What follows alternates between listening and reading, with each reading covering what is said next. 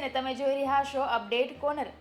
રામ મંદિર, કલમ 370, ટ્રિપલ તલાક, CAA, UCC, વકફ બિલ, હવે પછી શું?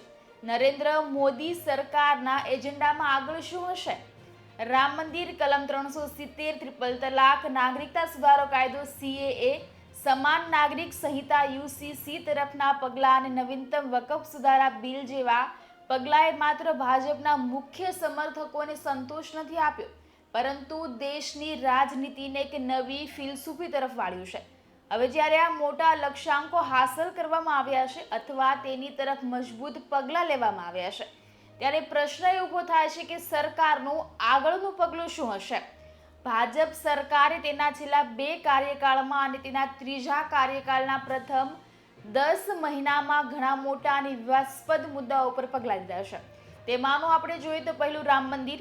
અયોધ્યામાં રામ મંદિરનું મિશન પૂર્ણ કરીને ભાજપે હિન્દુ ગૌરવ અને સાંસ્કૃતિક પુનઃજીવનનું કારણ સ્થાપિત કર્યું છે। આ એક એવો મુદ્દો હતો જે દાયકાઓના સંઘર્ષ અને સાંપ્રદાયિક તણાવ પછી સાકાર થયો। બીજું જો વાત કરીએ તો કલમ 370, આ કાશ્મીરના ભારત સાથેના સંપૂર્ણ એકીકરણનું પ્રતીક છે, જે ભાજપના એક રાષ્ટ્ર, એક બંધારણના વિચારને મજબૂત કરે છે। જનસંઘના નેતા શ્યામા પ્રસાદ મુખર્જીએ આ સિદ્ધાંત ઘણા સમય પહેલા રજૂ કર્યો હતો। આગળ વાત કરીએ તો ટ્રિપલ તલાક અને વકફ બિલ। આ પગલાં બિનસાંપ્રદાયિકતાના નવા ક્ષેત્ર તરફ નિર્દેશ કરે છે, જ્યાં રાષ્ટ્રીય કાયદા વ્યક્તિગત કાયદાઓ અને માન્યતાઓ પર પ્રવર્તે છે। ભાજપે મુસ્લિમ સમુદાય માટે લાવવામાં આવેલા કાયદાઓને સુધારા અને મહિલાઓ અને ગરીબોને અધિકાર આપતા કાયદા ગણાવ્યા છે। વકફ સુધારા બિલ લોકસભા અને રાજ્યસભા દ્વારા પસાર થયા પછી વડાપ્રધાન મોદીએ આ પાસા તરફ ધ્યાન દોર્યું। તેમણે ટ્વિટર ઉપર પોસ્ટ કર્યું, દશકોથી વકફ પ્રણાલીમાં પારદર્શિતા અને જવાબદારીનો અભાવ હતો। આનાથી આપણી મુસ્લિમ માતાઓ અને બહેનો, ગરીબ અને દલિત મુસ્લિમ ભાઈઓ અને બહેનોના હિતોને ભારે નુકસાન થઈ રહ્યું હતું। હવે સંસદ દ્વારા પસાર કરાયેલા બિલ પારદર્શિતા વધારશે એટલું જ નહીં, પરંતુ લોકોના અધિકારીનું રક્ષણ પણ કરવામાં મદદરૂપ થશે। બીજી પોસ્ટમાં PM મોદીએ કહ્યું, આ સાથે આપણે એવા યુગમાં પ્રવેશ કરીશું જે આજના સમય સાથે તાલમેલ રાખીને સામાજિક ન્યાય માટે પ્રતિબદ્ધ છે।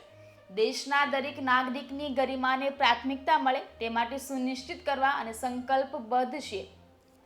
વધુ મજબૂત, સર્વસમાવેશક અને સંવેદનશીલ ભારતના નિર્માણમાં માર્ગ ખૂબ જ મહત્વપૂર્ણ સાબિત થશે।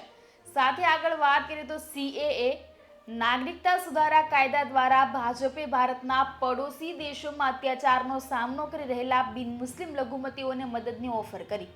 જો આગળ વાત કરીએ તો યુનિફોર્મ સિવિલ કોડ UCC નો સંપૂર્ણ અમલ કરાવ્યો। યુનિફોર્મ સિવિલ કોડ UCC અથવા યુનિફોર્મ સિવિલ કોડનો અર્થ ભારતમાં તમામ નાગરિકો માટે સમાન નાગરિક કાયદો લાગુ કરવાનો છે। તેઓનો ધર્મ, જાતિ, લિંગ કે સમુદાય ભલે હોય, તે લગ્ન, છૂટાછેડા, વારસો, દત્તક અને મિલકત જેવી વ્યક્તિગત બાબતોમાં વિવિધ ધાર્મિક સમુદાયો માટે અસ્તિત્વમાં રહેલા વ્યક્તિગત કાયદાઓને નાબૂદ કરીને એકીકૃત કાનૂની માળખું લાવવાની હિમાયત કરે છે। રામ મંદિર, કલમ 370, ટ્રિપલ તલાક, નાગરિકતા સુધારો અધિનિયમ CAA, સમાન નાગરિક સંહિતા UCC અને નવીનતમ વકફ સુધારા જેવા પગલાઓએ માત્ર ભાજપના મુખ્ય સમર્થકોને સંતોષ નથી આપ્યો, પરંતુ દેશની રાજનીતિને એક નવી ફિલસૂફી તરફ વાળ્યું છે। હવે જ્યારે આ મોટા ધ્યેયો હાંસલ કરવામાં આવ્યા છે અથવા તેની તરફ મજબૂત પગલાં લેવામાં આવ્યા છે, ત્યારે પ્રશ્ન એ થાય છે કે આગળ શું પગલું હશે? શું ભાજપ હવે મથુરા કાશી, વસ્તી નિયંત્રણ, વસ્તી નોંધણી, NRC જેવા મુદ્દાઓ પર કામ કરશે કે કેમ તે જોવું રહ્યું।